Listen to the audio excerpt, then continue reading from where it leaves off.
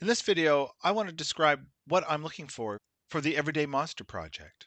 Briefly, I'm looking for you to create an illustration of an everyday monster, a common experience, anthropomorphized as some sort of monster or creature. This is both an exercise in character design and visual metaphor, as you are trying to convey something of the monster's nature through its character design. Let's take a look at some possible subjects that you might want to turn into a monster. The following list is but a sample of possible things to turn into monsters. You get a sense here of what I'm looking for. Something that we all have experienced and recognize as being something that we have to deal with or accommodate in our lives some way. Like little monsters that seem to follow us around, getting in our way and tripping us up just as we think starting to get it all together. Let's take a look at this brief on the idea refinery. On the idea refinery, if I scroll down here, you can see a brief description. I'll let you read this. What I wanted to show you, though, was that there are some links here to some other illustrators who I think are particularly good at character design.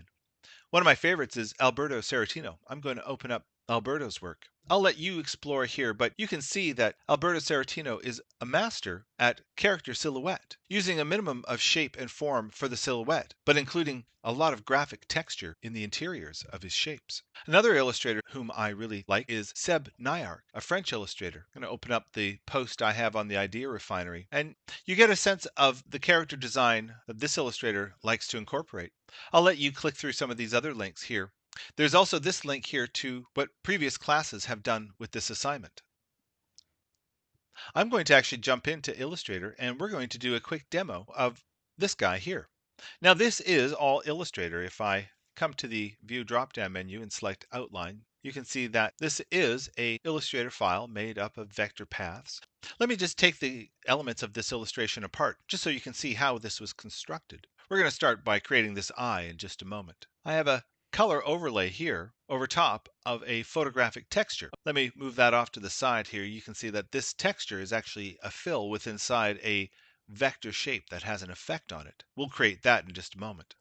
But around the edge, there is this custom brush that gives us the illusion of that hairy edge. Finally, we have some graphic elements with some drop shadows. We're going to take a look at all these elements and how this was constructed. But we're also going to take a look at a couple of these other Illustrator monsters. And we're going to look at some of the tools that were used to create them as well.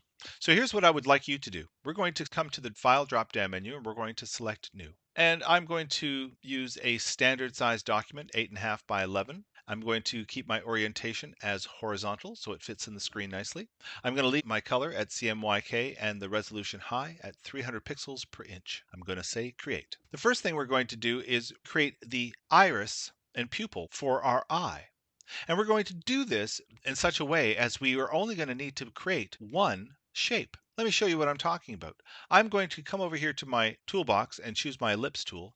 And in the center of my screen, I'm going to hold down my shift button and drag out a perfect circle like that. I'm going to zoom in just so I can see this a little bit better. I'm going to come over to my color panel and I'm going to change the color settings. First of all, I'm going to bring my stroke indicator forward and I'm going to set that to none. Now I'm going to bring my fill color forward. Because my eye is a monster's eye, I'm going to create a rather strange looking eye color. I'm going to start with orange. Now we are going to make some changes to the gradient of this eye to make it look more like an iris. But before I do that, let's take a quick look at this file that talks about the actual shape of the iris and pupil of the eye. The colored part of the eye is called the iris, and as you can see from this diagram here, it is slightly conical, meaning it slants into the center of the eye with the opening being the pupil, like that. When light from above hits our eye, it'll hit the bottom part of our iris, leaving the top part of our iris in shadow. Well, that's exactly what we're going to do with our gradient. We're going to come over to our gradient panel, and I'm going to begin my gradient creation process by dragging this orange color into my gradient slider. I'm going to duplicate that gradient slider by holding down my option button. And now I'm going to get rid of the original black and white sliders. I'm going to drag those out like that. And this second slider on the right, I'm going to double click it. And I want to make this darker. I'm going to add a little bit of cyan and a little bit of magenta. Again, I'm not adding black, If you've seen some of my other videos where I work with gradients, I try not to add black if I can avoid it, just because it is such a deadening color. It will reduce the vibrancy of your color. There I go. And now I'm going to change the angle of my gradient so that the light part of the gradient is at the bottom and the dark part is at the top. Okay. Now let's take a look at this eye again. You'll notice that the color of the iris gets very dark just as it starts to connect to the whites of the eye. Let's do that darkening of color now. There's a couple of different ways we could do this, but I'm going to do this by adding an effect. Again, I'm going to come to the appearance panel. We're going to be assembling most of this eye here in the appearance panel. I'm going to select my fill layer, and I'm going to add an effect to it by coming to the bottom of my appearance panel and clicking on the effects button. Here from this menu, I'm going to come here to stylize. I'm going to add one of my all-time favorite effects. I call it my desert island effect. If I could only have one effect, this would be it, the inner glow. I know it doesn't sound like much, but it is one of my secret weapons. Now, the way inner glow normally works is the blend mode is set to screen and the color swatch is set to white. But I like to set this up a little bit differently so it gives me a slightly different look. I'm going to change the blend mode from screen to multiply.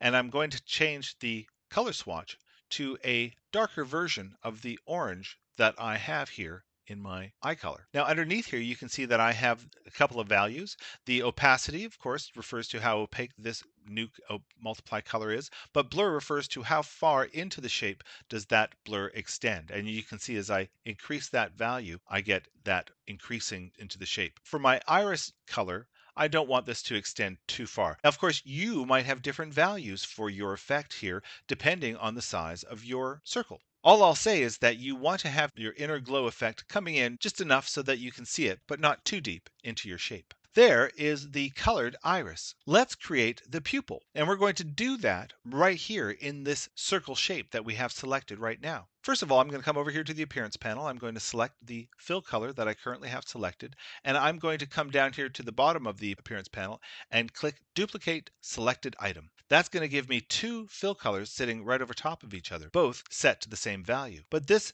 top fill here, I'm going to change it. First of all, with that selected, I'm going to come over to my gradient panel and I'm going to change the nature of my gradient to a radial gradient. Now this gradient is going to be my pupil, but the pupil color is, of course, black. I'm going to take this left color slider on the left edge, double click it, and make that black by clicking on this color swatch right here. I'm going to do the same with this second color stop on the right hand side, double click it and make that black as well. However, I'm going to change the opacity of this second color stop on the right from 100% down to 0%. And you can see what's happened here. I now have a black opaque center radiating out to a transparent black on the outside, but it doesn't look like a pupil yet. In order to do that, I'm going to take this first slider on the left and drag it towards the center of my gradient slider. And you can see how that now increases the amount of my gradient that is solid black. This second slider, though, I'm going to click on it and drag it towards the center as well until it is right next to the first color stop. And you can see I've now created a pupil. Now the size of a pupil is really important in determining what your character looks like. The larger the pupil in relation to the iris, the more that character is going to look appealing. However, if we make that pupil really small, this character is going to have a completely different look. I'll let you decide what the pupil size is. I'm going to make mine just sort of like that. Okay. Let's take a look at our eye sample again. If I take a look here, you can see that the iris isn't just a solid color. In fact, it's got multiple colors going on, and there's all these striations inside of that. Let's create that effect. And I'm going to come to the appearance panel. I'm going to come over here to my stroke property. I'm going to give this eye a bright yellow stroke. There you go. I have a stroke that goes around the edge of that eye. Now we're going to add a couple of effects just to the stroke property in order to get it to look like the striations in the iris of the eye. Let me show you how we're going to do that. First of all, make sure that you have the stroke property selected here in your appearance panel. You can tell it's selected because it's highlighted blue. And I'm going to add an effect by coming to the effects drop-down menu. And I'm going to come here to where it says path. I'm going to click here where it says offset path.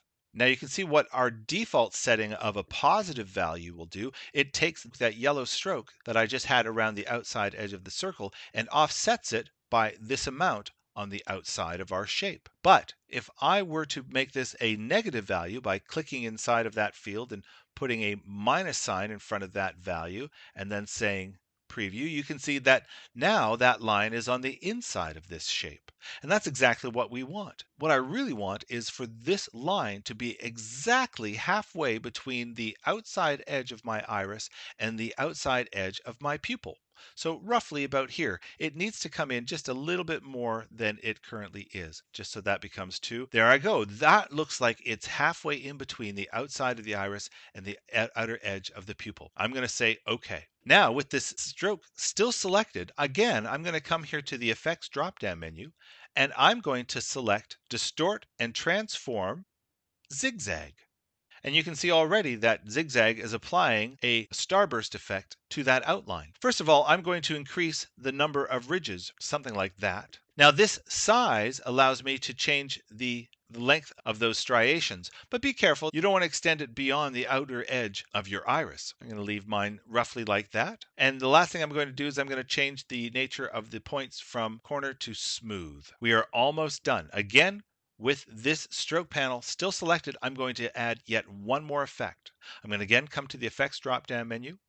I'm going to come here to Distort and Transform. And this time I'm going to click Roughen. And I'm going to set my roughen values. And I'm going to let you decide what values you want to use. That's looking pretty good. I'm going to add yet one more effect here. With this stroke still selected, I'm going to come to the Effects drop-down menu. Now I'm going to come down here to where it says Photoshop Effects. Now, the difference between Illustrator effects and Photoshop effects is just that Illustrator will have to convert your vector path into a rasterized image before it can apply the Photoshop effects. But what I'm going to do is I'm going to come here to where it says Blur, Gaussian Blur, and I'm going to choose a value here, roughly around 2 pixels. That's going to soften those striations. Now, before we do anything else, let's rearrange our shapes here. My striations right now are on top of my pupil, but I'm going to change that by dragging my pupil above the striations. That might fix any problems if you have your striations that are extending into your pupil shape. The last thing I want to do here is I want to put a highlight into my eye, and I'm going to do that by, first of all, selecting the layer that makes up my pupil. I'm going to come to the bottom of my appearance panel and click on this icon, Duplicate Selected Item. I now have 2 black pupils sitting over top of each other. But this top pupil here, I'm going to select it and open up the gradient panel. Now this gradient is currently made up of 2 black color stops. I'm going to double click both of them and make them white. The last step is I'm going to move and resize this gradient by coming over to my toolbox and clicking on my gradient tool. And with this gradient still selected in my appearance panel, I can click and redraw that highlight someplace else. There I go. If I zoom out, I can see I now have an eye that I can use in my illustration. If I come back to here, you can see that that is essentially what's going on with this eye, where I have a number of strokes and fills to create this iris. The eyeball itself, if I click on that here, you'll see is just a circle with a gradient applied to it. But I have inset that eyeball into 2 other circular shapes to suggest this mechanical nature of the eye. And I've also included a reflected light into the shadow of this eyeball as the light off the bottom surface here reflects back into the shadow here. Okay, in our next video, we are going to recreate the fur using a photograph and a custom brush.